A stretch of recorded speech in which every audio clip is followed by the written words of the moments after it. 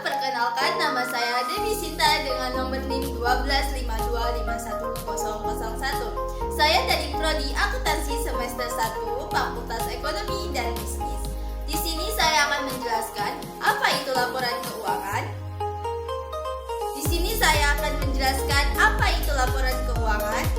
Sebelum kita ke laporan satu-satu, sebelumnya kita kenalan terlebih dahulu.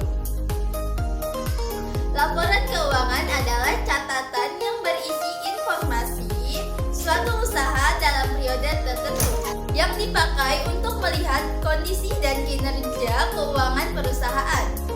Apa sih fungsinya? Fungsinya buat mengetahui perusahaan untung atau rugi, bahan pengambilan keputusan, penanggung-jawaban kepada pemilik atau investor. Nah, ini adalah tampilan awal dari manajer I/O sistem akuntansi. Pertama-tama kita masuk ke report. Kalau sudah masuk, kita klik profit and loss treatment. Di sini kita klik report.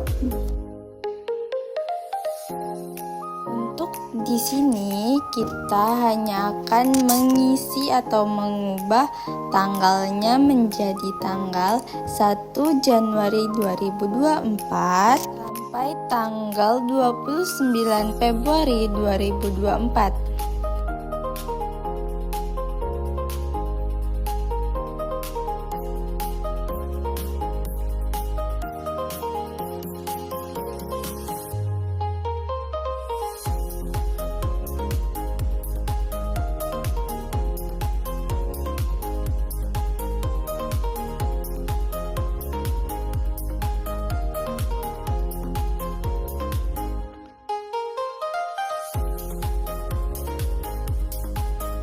Nah, kalau sudah, kita scroll ke bawah dan klik read. Ya, laporan laba rugi telah jadi. Dari tanggal 1 Januari sampai 29 Februari 2024, kita mengeluarkan laporan laba rugi buat mengukur performa finansial usaha kita. Nah, bisa dilihat di sini ada dikurangi beban. Kita punya beberapa beban.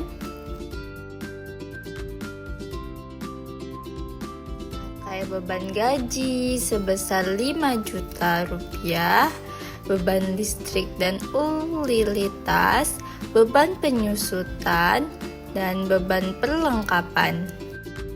Semuanya totalnya sekitar Rp12.250.000. Di sini juga ada dikurangi beban operasional, beban asuransi, beban bunga, beban komisi penjualan, beban sewa kantor. Total biaya operasional itu sekitar Rp17.500.000. Jadi total pengeluaran kita cukup lumayan. Yang kedua, pendapatan yang masuk. Berbagai sumber kayak pendapatan jasa konsultasi, pendapatan penjualan dan barang dagang, dan lain-lain. Pendapatan kita totalnya Rp328.500.000. Lumayan cukup besar juga ya. Nah, sekarang kita hitung total biaya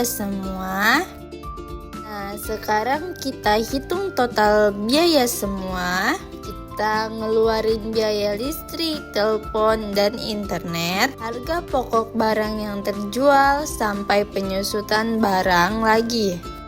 Jadi Rp29.750.000.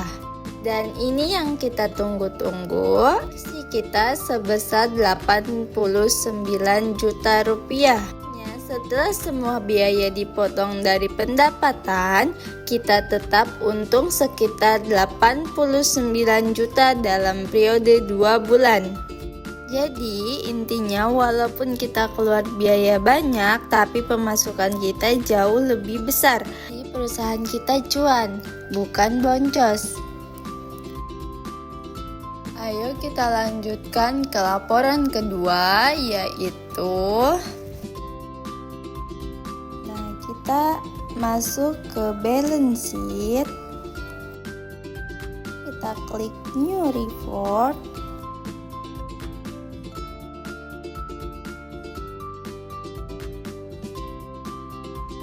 Di sini untuk isi tanggalnya kita isi tanggal 29 Februari 2024. Kita scroll ke bawah, kita klik create.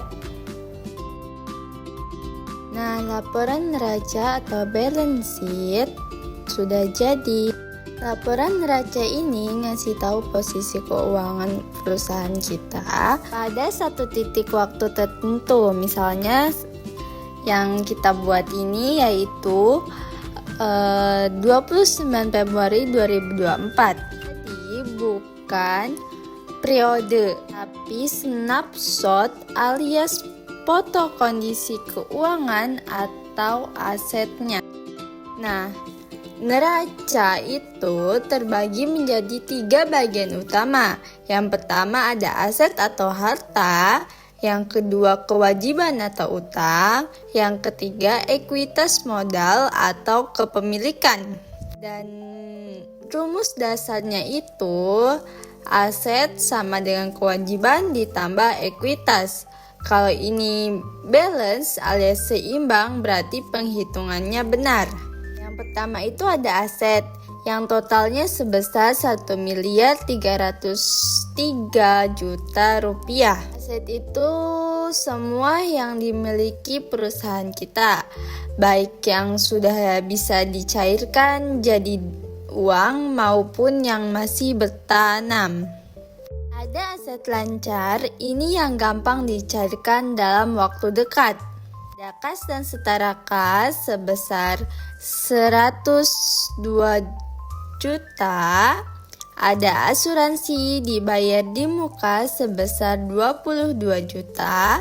Ada kas di bank sebesar 50 juta. Sewa dibayar di muka sebesar 20 juta. Perlengkapan kantor dikurangi penyusutan sebesar 4.500.000. Total aset lancar sebesar 87.500.000 rupiah. Dan juga di sini ada aset tetap. Aset ini yang dipakai jangka panjang kayak mesin, gedung, pelaratan. Ada juga akumulasi penyusutan. Aset tetap setelah dikurangi penyusutan menjadi 147.500.000 rupiah. Dan akumulasi penyusutannya sebesar 2.750.000 rupiah. Totalnya yaitu sebesar 1.303.000.000 rupiah. Yang kedua ada kewajiban atau utang. Totalnya itu sebesar 1.114 juta. Ini semua yang harus dibayar perusahaan ke orang atau instansi lainnya.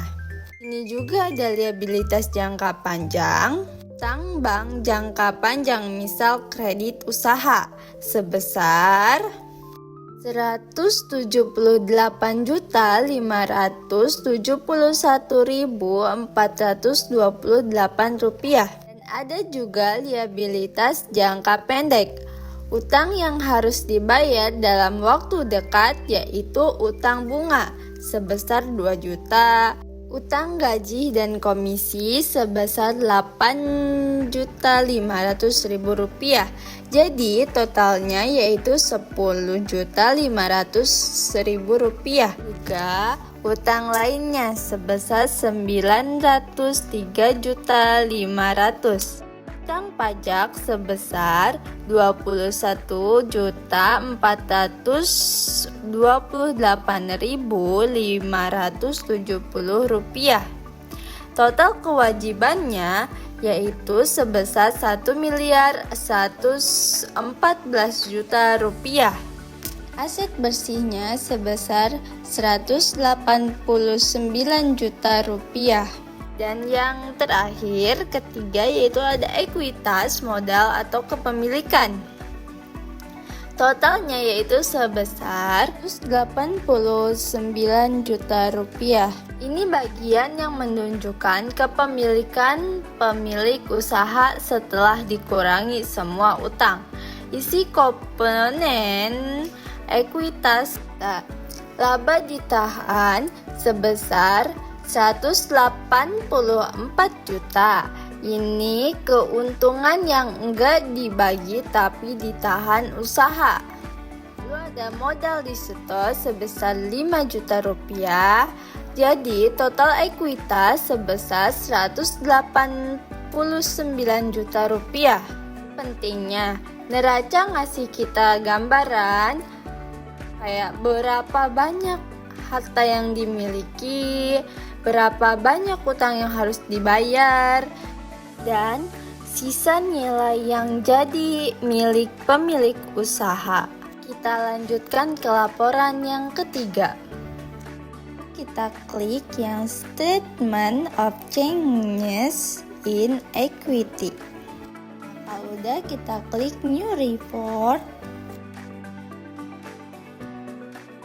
Sini juga kita disuruh mengisi tanggal dari tanggal 1 Januari 2024 ke tanggal 29 Februari 2024.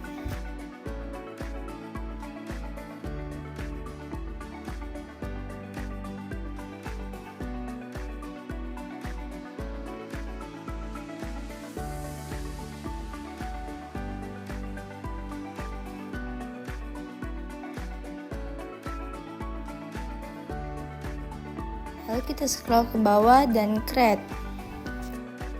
Nah, laporan perubahan ekuitas telah jadi. Nah, sebenarnya laporan perubahan ekuitas itu sama kayak tadi itu yang di neraca, di bawahnya aset bersih itu. Cuman bedanya kalau misalkan di sini tuh diuraikan lagi. Ini adalah laba ditahan, lalu di bawahnya itu ada saldo awal sebesar 95 juta, laba rugi untuk periode sebesar 89 juta, lalu totalnya itu sebesar 184 juta. Dan di sini juga ada modal disetor. Di bawahnya ada modal awal sebesar 5 juta, saldo akhirnya itu 5 juta. Jadi total ekuitas sebesar 189 juta. Untuk ketiga laporan ini telah selesai dijelaskan. Untuk laporan neraca dan laporan ekuitas sama-sama balance sebesar 189 juta. Sedangkan laporan laba rugi ia sebesar 98 juta rupiah. Cukup sekian video penjelasan dari saya. Kalau ada kesalahan dan kekurangannya mohon dimaafkan. Wassalamualaikum warahmatullahi wabarakatuh.